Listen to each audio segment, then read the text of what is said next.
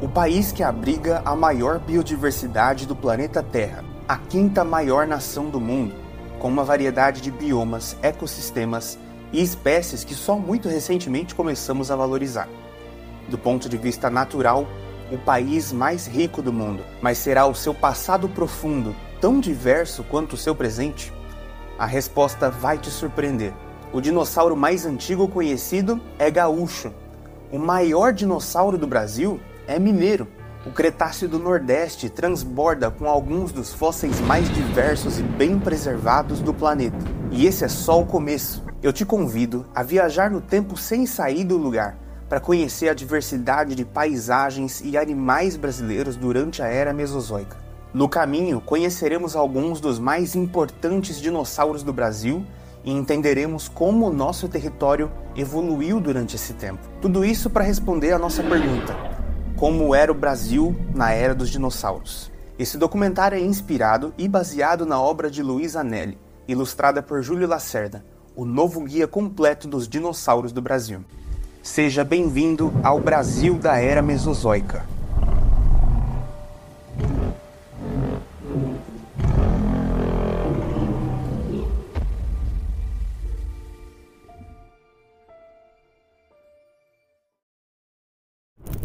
Vamos nos localizar no tempo geológico. Popularmente, quando falamos sobre a Era dos Dinossauros, estamos falando de algo exageradamente antigo. Ela dura do início do período Triássico, atravessando o Jurássico até o fim do período Cretáceo, de 252 até 66 milhões de anos atrás, com 186 milhões de anos de duração. Esses 3 períodos compõem a Era Mesozoica.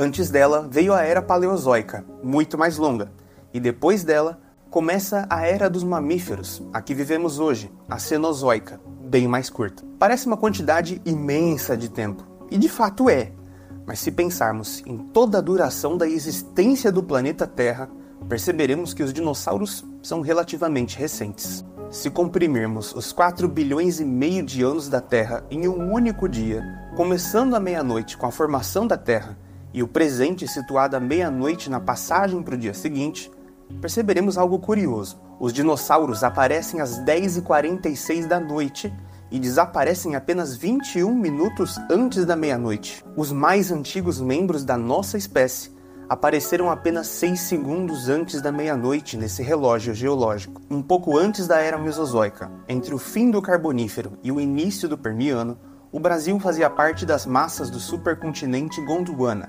juntamente com África, Antártida, Austrália e Índia.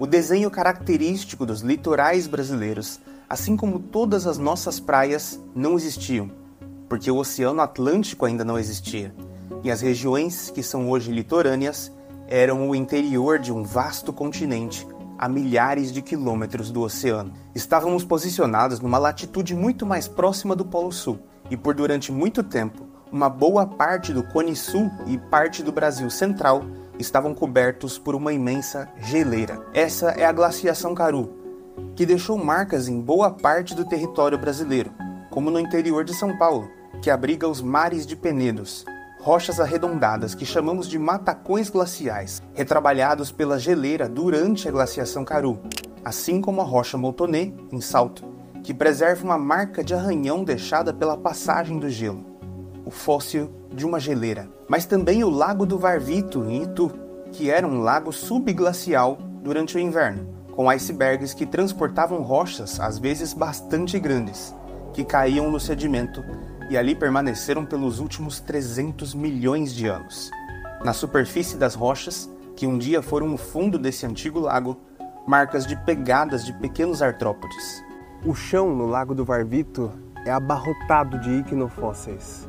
O sul do Brasil inteiro estava debaixo de uma camada de quase 1 quilômetro de gelo, e por quase todo o território do Brasil, regiões áridas se espalhavam nesse mundo frio e seco, muito parecido com os desertos gelados da Argentina atualmente. Durante o Permiano, o último período antes da Era dos Dinossauros, os animais tetrápodes, com 4 patas, se adaptaram para os ambientes mais secos, principalmente através dos ovos amnióticos, que permitiram a reprodução fora da água, como a que os anfíbios usam até hoje. Esses animais amniotos se dividiram em duas linhagens, os sinápsidos, como nós mamíferos e muitos outros grupos extintos, e os saurópsidos, todos os répteis que você puder imaginar, e mais um monte de grupos extintos e as aves. Isso significa que os dinossauros são saurópsidos, assim como seus parentes mais próximos, os crocodilos, mas também os lagartos, tartarugas e cobras. Os saurópsidos ocuparam papéis humildes nos ecossistemas permianos, que eram dominados por sinápsidos, que eram mais próximos dos mamíferos, apesar de muitas vezes não parecer, e anfíbios temnospôndilos gigantes nas regiões úmidas e oceanos. O Permiano brasileiro também é uma época com uma biodiversidade impressionante, que vale um documentário por si. Mas nós ainda nem chegamos na era dos dinossauros. Ao longo do Permiano, as massas do norte se juntaram a Gondwana, formando o supercontinente Pangeia. Ele não foi o primeiro, mas é certamente o mais famoso supercontinente conhecido. Isso isolou ainda mais o território brasileiro da umidade do oceano, tornando as condições ainda mais áridas e desafiadoras. Com todas as massas de terra do planeta reunidas em uma forma de C, formaram-se dois oceanos, o gigantesco Pantalassa e o Mar de Tétis, no interior da Pangeia. O ápice desse tempo extremamente ativo geologicamente foi quando grandes derrames basálticos aconteceram onde hoje é a Sibéria. Essas erupções podem ter durado milhares a milhões de anos, depositando quilômetros de rochas vulcânicas e envenenando a atmosfera. A cascata de eventos ecológicos desencadeada pela aridez global, combinada com as mudanças climáticas e químicas trazidas pelos derrames, provocou a extinção em massa mais aniquiladora da história dos animais. A chamada Grande Morte, ou extinção permo-triássica, atingiu quase 90% das formas de vida do planeta, pondo um fim às linhagens dominantes do Permiano e abrindo as oportunidades de um recomeço. Quando a poeira assentou e o planeta pôde lentamente se recuperar, o jogo da evolução havia virado de ponta cabeça. Os saurópsidos puderam aumentar de tamanho e se diversificar, apesar dos sinápsidos não terem ficado para trás, com linhagens muito bem-sucedidas e até gigantescas. Muitos dos novos grupos de saurópsidos, entre eles os arcossauros, que abrigam os dinossauros e crocodilos, se diversificaram explosivamente nos primeiros milhões de anos do Triássico, mas os dinossauros não estavam entre eles. Foi só mais de 20 milhões de anos Triássico adentro que a linhagem dos dinossauros se separou dos seus arcossauros ancestrais. O que define o grupo, assim como qualquer grupo biológico, é que eles são todos parentes mais próximos entre eles do que com qualquer outro grupo de animais, como os pterossauros, que são o grupo mais próximo dos dinossauros, mas não são dinossauros, embora ambos se unam para formar os avemetatarsálios. Todos os animais dessa linhagem dos dinossauros, que inclui um ancestral comum e todos os seus descendentes, compartilham algumas características, e por isso as aves ainda são dinossauros. E nunca deixarão de ser. Na biologia, uma vez que você faz parte de um grupo, você sempre vai pertencer a ele. Os dinossauros são definidos por algumas características compartilhadas no seu esqueleto. No crânio, vértebras, membros, como a fusão de pelo menos 3 vértebras sacrais e um acetábulo aberto. Os primeiros dinossauros eram pequenos, bípedes e generalistas, muito provavelmente vivendo de comer insetos e pequenos vertebrados.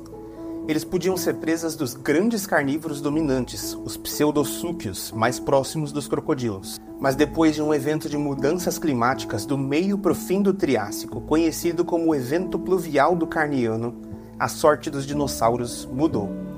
Um aquecimento dos oceanos levado por forças vulcânicas afetou a biodiversidade dos oceanos, mas também dos continentes, provocando um período extremamente úmido com chuvas anormais durante mais de 1 milhão de anos. Isso reconfigurou os ecossistemas a favor principalmente dos dinossauros, extinguindo os animais dominantes da primeira metade do Triássico e inaugurando oficialmente a dominância dos dinossauros no planeta Terra. Sua habilidade de regular a própria temperatura e seus sistemas respiratórios eficientes foram essenciais para atravessar as chuvas do Carniano e saírem vitoriosos. Os desertos deram passagem para ambientes menos áridos, facilitando a dispersão dos dinossauros pela Pangeia e tornando eles um dos grupos de vertebrados mais cosmopolitas de sua época. O palco estava montado para a diversificação do grupo mais icônico de animais da pré-história. E é por aqui que começamos a conhecer os dinossauros do Brasil.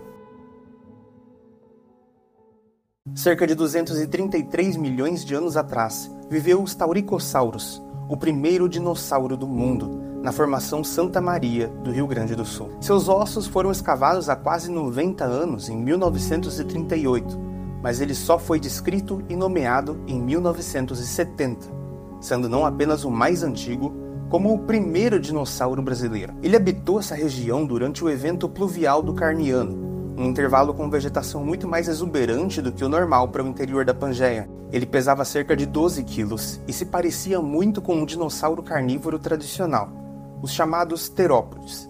Mas olhando mais de perto, podemos perceber que ele pertence a outra linhagem de dinossauros. Muito cedo em sua história, os primeiros dinossauros se dividiram em duas linhagens, os ornitisquios e os saurísquios. Os ornitisquios do Triássico são raros, e sua diversidade aflorou mesmo no Jurássico e Cretáceo, com os dinossauros encouraçados, os estegossauros, hadrossauros e ceratopsianos.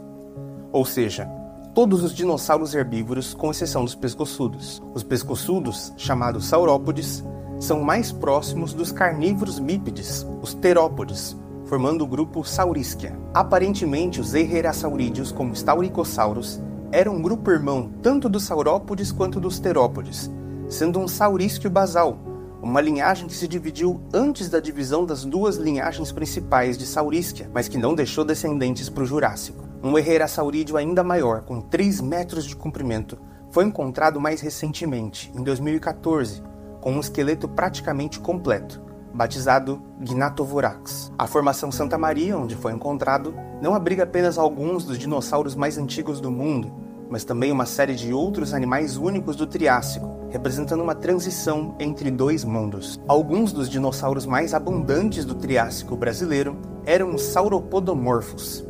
Apesar de muito diferentes dos dinossauros pescoçudos, eles são mais próximos deles do que de qualquer outro grupo de dinossauros. Os primeiros dinossauros, como sabemos, eram pequenos, bípedes e generalistas com tendências carnívoras, mas os saurópodes subverteram tudo isso, se tornando grandes, quadrúpedes e herbívoros. Nessa transição evolutiva estão várias linhagens de sauropodomorfos brasileiros. Quanto mais perto da divisão entre a linhagem dos saurópodes e dos terópodes, mais difícil fica de dizer quem é quem. Algumas linhagens de sauropodomorfos permaneceram pequenas e principalmente carnívoras, como o pequeno Pampadromeus barbenerae e um pouco maior Saturnalia tupiniquim. Ambos são interpretados como animais muito próximos um do outro. Uma linhagem de dinossauros bípedes, mas com pescoços longos e dentes adaptados para uma dieta variada, que incluía pequenos vertebrados, ovos, insetos e vegetais. Ambos também gaúchos da formação Santa Maria. E eles não eram os únicos. Outros sauropodomorfos, como Buriolestes, Bagualosaurus e Macrocolum, também habitaram a mesma região. Buriolestes era pequeno e vivia de forma semelhante a Pampadromeus e Saturnalia. Bagualosaurus era maior, tinha as patas traseiras mais largas e provavelmente se alimentava mais de plantas do que de animais. Mas Macrocolum era praticamente uma miniatura bípede dos dinossauros pescoçudos, com seus dentes denunciando uma dieta já quase completamente herbívora. Isso significa que existiam sauropodomorfos de diversos tamanhos e hábitos, ocupando diversos nichos ecológicos simultaneamente. Eles foram alguns dos primeiros dinossauros muito bem-sucedidos, mas percebemos que durante o início da diversificação dessa linhagem durante o Triássico, os famosos terópodes e herbívoros ornitísquios estavam quase ausentes. Sauropodomorfos foram os primeiros dinossauros herbívoros verdadeiramente grandes, e se espalharam por todo o planeta, com parentes como Plateossauros sendo conhecidos da Alemanha, por exemplo. Através da confirmação dos fósseis do sul do Brasil e norte da Argentina, pudemos entender que essa região foi o berço dos dinossauros, e que a partir dela, eles se espalharam pelo mundo e se diversificaram. Isso significa que existe uma grande chance dos primeiros dinossauros terem sido brasileiros, assim como é o mais antigo dinossauro conhecido. Até o fim do Triássico, os dinossauros já haviam se estabelecido como a megafauna dominante do planeta Terra, assim como os répteis aquáticos tinham dominado os oceanos e os pterossauros se tornaram os primeiros vertebrados a voar. Mas um novo evento de extinção em massa marcou o fim do Triássico e o início